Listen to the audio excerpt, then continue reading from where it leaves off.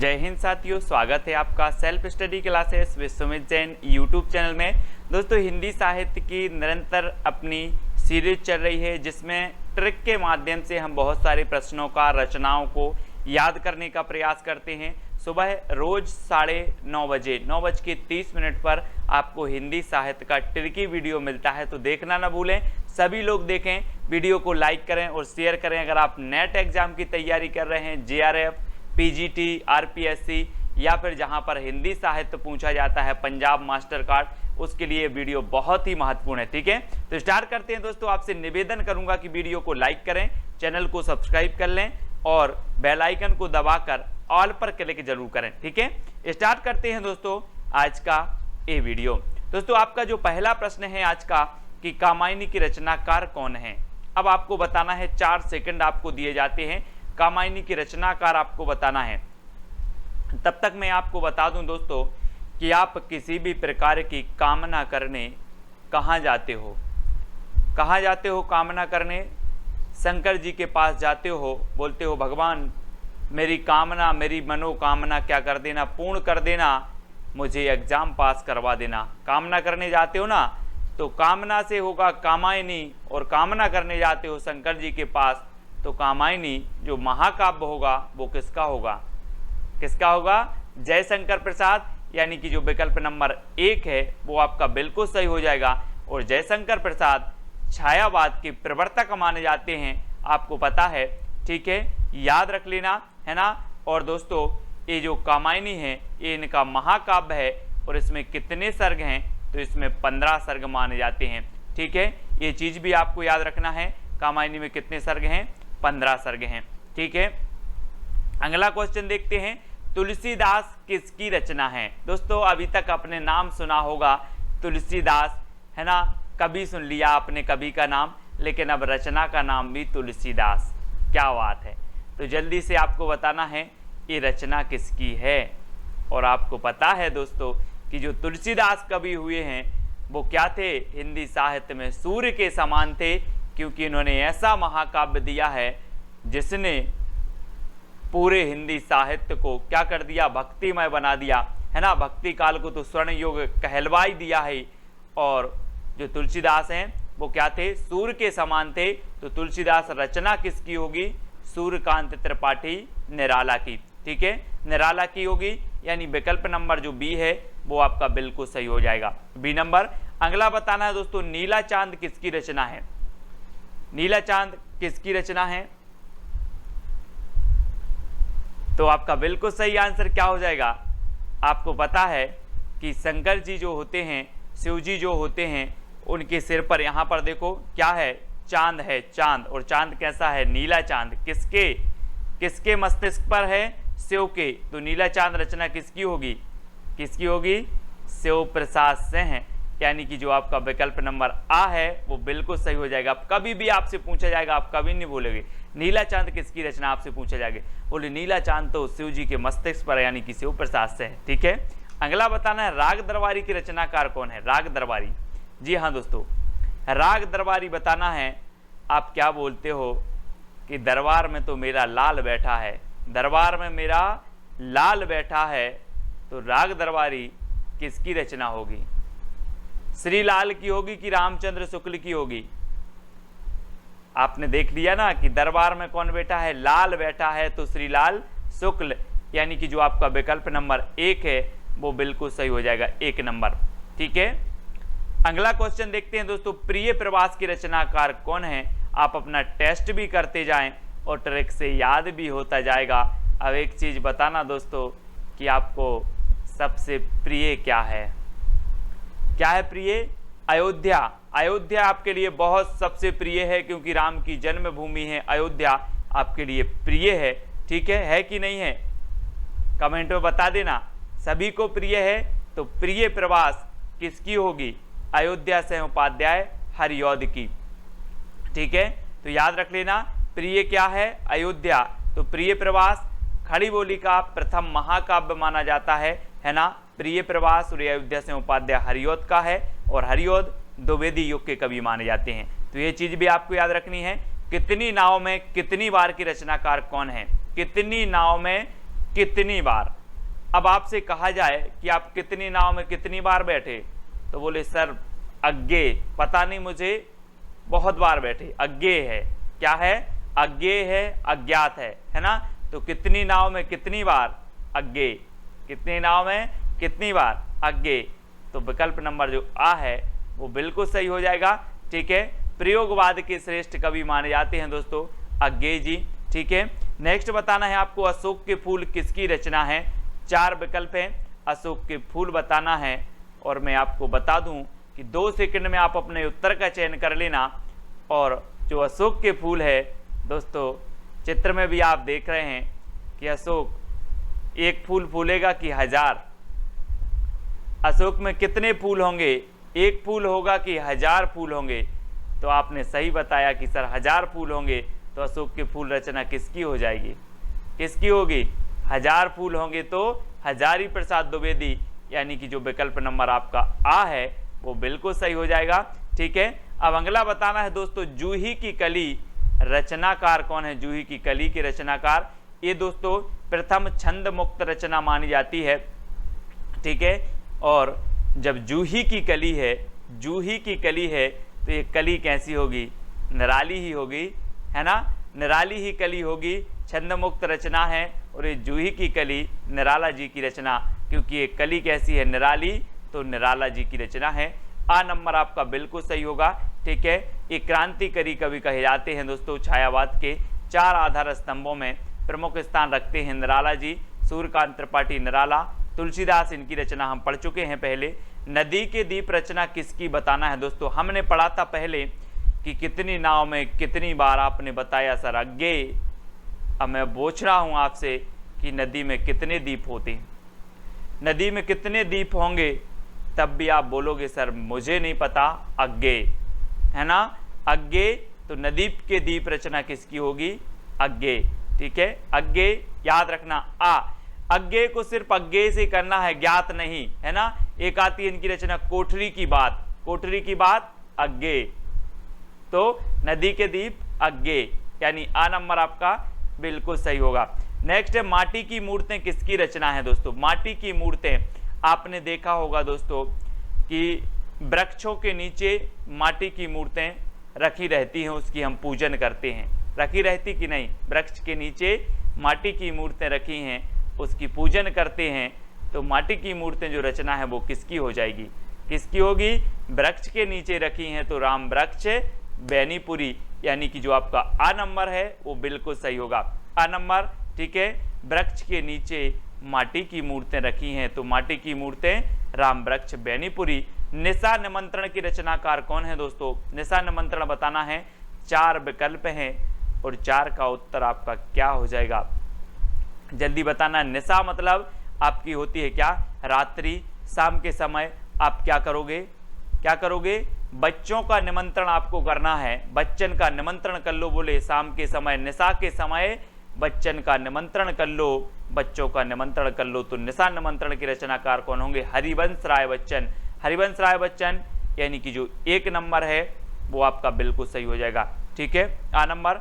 Next बताना है दोस्तों गुनाहों का देवता किसकी रचना है? गुनाहों का देवता, यानी कि गुनाहों का देवता इतने गुनाह किए, इतने गुनाह किए कि वो क्या बन गया? गुनाहों का देवता बन गया। अब जब देवता बन गया दोस्तों, तो वो काय की शरण में आएगा? काय की शरण में आएगा जब आदमी बहुत सारे गुनाह कर लेता है, तो फिर बोलता है यार कि अब तो धर्म की शरण में जाएं, धर्म की शरण में जाया जाए। तो गुनाहों का देवता की रचनाकार कौन होंगे? कौन होंगे? धर्मवीर भारती, यानी कि जो 1 नंबर है वो आपका बिल्कुल सही हो जाएगा, आ नंबर। ठीक है, अगला क्वेश्चन देखते हैं दोस्तों। सखाराम बाइंडर, सखाराम बाइंडर की रचयिता कौन है? सखाराम बाइंडर, और 4 विकल्प हैं, 2 सेकंड में आप अपना उत्तर बताएंगे। और दोस्तों आपको पता है कि जो तेंदुलकर साहब थे, सचिन तेंदुलकर साहब थे, जब तक वो खेलते थे क्रिकेट टीम में, अपने सारे सभी साथियों को बिल्कुल सखा की तरह रहते थे। कैसे रहते थे? सखा की तरह रखते थे। कौन? तेंदुलकर। तेंदुलकर रखते थे किसको? सभी टीम के खिलाड़ियों को सखा की तरह। तो सखाराम बाइंडर किसकी होगी? विजय तेंदुलकर, क्योंकि तेंदुलकर रखते थे सखा की तरह, है ना। इस प्रकार से याद कर लेंगे। आ नंबर आपका बिल्कुल सही हो जाएगा, आ नंबर। ठीक है, अगला बताना है दोस्तों, आपका बंटी के रचयिता कौन है? आपका बंटी कहाँ गया है? भंडारे में गया है। आपका बंटी कहाँ गया है? भंडारे में गया है। तो आपका बंटी के रचयिता कौन होंगे? मन्नू भंडारी। कौन होंगे? मन्नू भंडारी। आपका बंटी भंडारे में गया है तो मन्नू भंडारी, यानी कि जो आपका आ नंबर है वो बिल्कुल सही हो जाएगा, मन्नू भंडारी आपका बंटी। इनकी रचना है। संस्कृति के 4 अध्याय की रचयिता कौन है?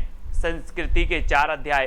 दोस्तों एक चीज बताना, संस्कृति के 4 अध्याय या फिर संस्कृत के 4 अध्याय, और संस्कृत के 4 अध्याय हमें रात में नहीं पढ़ना है। कब पढ़ना है? दिन में पढ़ना है। संस्कृत के 4 अध्याय दिन में पढ़ना है। तो ये रचना किसकी हो जाएगी? दिन से दिनकर, है ना, रामधारी से दिनकर, क्योंकि संस्कृति के 4 अध्याय हमें दिन में पढ़ना है तो दिनकर साहब। ठीक है दोस्तों, अगला बताना है, राग गोविंद की रचनाकार कौन है? एक रचना आती है दोस्तों गीत गोविंद, एक आती है राग गोविंद। तो याद रख लेना, गीत गोविंद के किसने गाए हैं? जयदेव ने। और सबसे ज्यादा राग किसी को था गोविंद से, कृष्ण थे, तो वो किसको था? मीराबाई को। किसको था? राग था किसको? मीराबाई को। ये यहाँ कंफ्यूज होते हैं सभी लोग, है ना। राग था मीराबाई को, है ना, और गीत गाए हैं किसने? जयदेव ने। तो जयदेव की कौन सी थी? गीत गोविंद।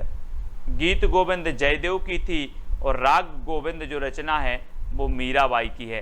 ठीक है, तो याद रख लेना, क्योंकि मीराबाई को राग था कृष्ण से सबसे ज्यादा, तो राग याद रख लेना, राग से मीराबाई। ठीक है, अगला बताना है दोस्तों, सेवा सदन की रचयिता कौन है? सेवा सदन। अब एक चीज बताना दोस्तों, आप जिससे ज्यादा प्रेम करते हो उसी की सेवा करोगे, है ना, कि नहीं करोगे? आप जिससे प्रेम करते हो सेवा भी उसी से करोगे, सेवा भी उसी की करोगे, चाहे आपके मम्मी से प्रेम करते हो, पापा से करते हो, समाज में जिससे भी आप करते हो उसकी आप सेवा जरूर करोगे। क्या करोगे? सेवा करोगे। ये सेवा सदन उपन्यास है, सेवा सदन, कर्म भूमि, गबन गोदान, है ना, निर्मला, ये सारी की सारी रचनाएं, है ना, किसकी हैं? प्रेमचंद जी के उपन्यास हैं। इनको याद रखेंगे। प्रेमचंद जी आ नंबर बिल्कुल सही हो जाएगा। अब आपको बताना है, सबा सिर गेहूं कहानी किसकी है? सबा सिर गेहूं दोस्तों, अगर आप किसी से प्रेम से मांगोगे कि सबा सिर गेहूं दे दो, तो आपको सवा सिर गेहूं मिल जाएंगे। लड़कर झगड़कर मांगोगे तो सवा सिर गेहूं नहीं मिलेंगे। इसलिए प्रेम से मांगना कि सवा सिर गेहूं दे दो तो मिल जाएंगे। तो सवा सिर गेहूं का कैसे मांगना है? प्रेम से मांगना है। तो सवा सिर गेहूं कहानी किसकी होगी? प्रेमचंद, यानी कि जो विकल्प नंबर आपका आ है वो बिल्कुल सही हो जाएगा, प्रेमचंद जी की हो जाएगी। नेक्स्ट है दोस्तों, वैदेही वनवास। वैदेही वनवास ये किसकी रचना है? हमने पढ़ा था दोस्तों कि श्रीलाल शुक्ल की जो रचना थी वो कौन थी? राग दरबारी श्रीलाल शुक्ल की थी। अब वैदेही वनवास तो किसको हुआ था वनवास?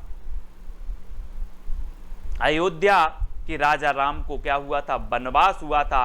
तो वैदेही वनवास किसकी रचना होगी? अब वनवास तो आ रहा है, सीधा सीधा है कि वनवास हुआ था अयोध्या के राजा राम को, तो वैदेही वनवास किसकी रचना होगी? अयोध्या से उपाध्याय हरिऔध की। द्विवेदी युग के श्रेष्ठ कवि हैं दोस्तों प्रिय प्रवास। इनका एक महाकाव्य है, वो भी खड़ी बोली का है, और हिंदी का खड़ी बोली का प्रथम महाकाव्य है प्रिय प्रवास हरिऔध जी का। याद रखेंगे, महावीर प्रसाद द्विवेदी के नाम पर द्विवेदी जी का द्विवेदी युग का नाम पड़ा था, तो ये भी याद रखना है। ठीक है, भीष्म साहिनी की एक रचना है दोस्तों तमस, याद रख लेना, भीष्म साहिनी की एक रचना तमस है। सुमित्रा नंदन पंत, इनकी अगर बात करें दोस्तों तो ये छायावाद के आधार स्तंभों में से एक माने जाते हैं, सुमित्रा नंदन पंत जी। अगला बताना है, चित्रलेखा किसकी रचना है? चित्रलेखा जल्दी से बताना है दोस्तों। जब आप पढ़ाई करते हो और आप पुस्तक लेते हो, आप रजिस्टर लेते हो, नोट्स बनाते हो, तो सबसे पहले पृष्ठ पर किसका चित्र होना चाहिए? भगवती का। किसका? भगवती का। बोले हमने चित्र का लेखा किया है पहले पृष्ठ पर, तो किसका होना चाहिए? भगवती का। तो चित्रलेखा रचना किसकी हो जाएगी? भगवती चरण वर्मा, भगवती चरण वर्मा, क्योंकि चित्र होना चाहिए भगवती का, तो चित्रलेखा भगवती चरण वर्मा, और विकल्प नंबर जो आ है वो आपका बिल्कुल सही हो जाएगा। ठीक है, तो इस प्रकार से हमें याद करना है दोस्तों, है ना। हमें रचनाएं याद नहीं होती, मुझे पता है बहुत सारे लोग बोलते हैं सर रचनाएं याद नहीं होती हैं। अब कमेंट में बता देना कि सर आज तो रचनाएं याद हो गई हैं। इसी प्रकार से पूरी रचनाएं याद करवाएंगे, पूरी रचनाएं, जैसी भी ट्रिक निकलेगी रचनाएं आपको याद करवाएंगे। चिंता करने की बात नहीं है, चैलेंज स्वीकार करो, चैलेंज प्रश्न स्वीकार करना है। उसने कहा था किसकी रचना है? अब दोस्तों उसने कहा था, ये बहुत सारी हैं, 3 रचनाएं हैं। एक प्रश्न पूछा जाता है कि हिंदी साहित्य में मात्र 3 रचनाओं की रचना करके कौन सा कवि अमर हो गया, हिंदी साहित्य में प्रसिद्ध हो गया हिंदी साहित्य में। वो 3 रचनाओं के नाम भी बताना है आपको, उस कवि का नाम भी बताना है, उसने कहा था ये रचना किसकी है ये भी आपको बताना है। तो चैलेंज सभी लोगों को स्वीकार करना है और उत्तर बताना है और कमेंट में बताना है कि सर फनी ट्रिक में मज़ा आ गया। ये तो दोस्तों कुछ नहीं है, कुछ लोग जरूर सोचते होंगे कि ये सरल हैं, कठिन से कठिन भी आपकी आएंगी, है ना। शुरुआत में सरल ही आती हैं, अब शुरुआत है तो कठिन भी आएंगी, सारी की सारी रचनाएं आएंगी। ये सीरीज निरंतर चलेगी आपकी ट्रिक की वीडियो की। तो आपको नेक्स्ट पिछले वीडियो का आपका प्रश्न है हिंदी का प्रथम महाकाव्य कौन सा है, तो हिंदी का प्रथम महाकाव्य मैं आपको बता देता हूं, है ना, क्योंकि पिछले चैलेंज में मैंने आपसे पूछा था। और पृथ्वीराज रासो ये हिंदी का प्रथम महाकाव्य है दोस्तों, और पृथ्वी का उपग्रह है चंद्रमा। तो पृथ्वीराज रासो के जो कवि हो जाएंगे वो कौन हो जाएंगे? चंद्र बरदाई, इसलिए चंद्र बरदाई को हिंदी का प्रथम महाकवि भी माना जाता है। तो सभी लोग याद रखेंगे। इसी प्रकार से सारी की सारी चीजें, पंक्तियां भी आपको याद करवाएंगे, है ना, आपको क्रमबद्ध कवि भी याद करवाएंगे, चिंता न करें, आपको पंक्तियां याद करवाएंगे, आपको पात्र याद करवाएंगे, सब कुछ याद करवाएंगे, याद होंगी, फनी ट्रिक से होंगी दोस्तों। सिर्फ बने रहना है, वीडियो को लाइक करना है, चैनल को सब्सक्राइब कर लेना, बेल आइकन को दबाना, ग्रुप से जुड़ना है तो 9098609291 ये हिंदी साहित्य का ग्रुप के लिए आपको नंबर दिया है। टेलीग्राम ग्रुप से तो आपको जुड़ना ही है। टेलीग्राम में आपको टेलीग्राम ऐप डाउनलोड करना है, उसमें सर्च करना है IAS स्टडी ट्रैक और ज्वाइन हो जाना है। ठीक है, वीडियो को सभी लाइक करेंगे, वीडियो को शेयर भी करना है। वीडियो कैसा लगा कमेंट में ज़रूर बताया करो। और आज के वीडियो के लिए बस इतना ही, और सबसे अच्छी ट्रिक आपको कौन सी लगी ये भी आपको बताना है। जय हिंद।